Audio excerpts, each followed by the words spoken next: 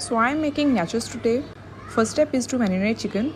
Add salt, pepper, chili flakes and tikka masala. Add 1 spoon garlic paste and oil. Mix it well.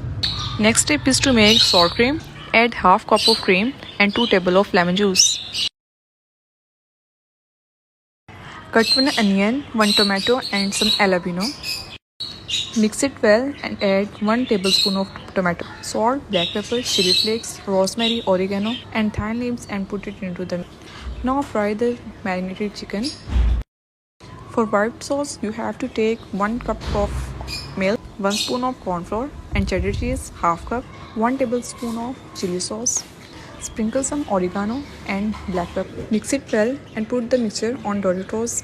Now spread vegetables mixture on it and chicken chunks, corns and to topping of sour cream, add some chilies. Now delicious cream nachos is ready. Bye.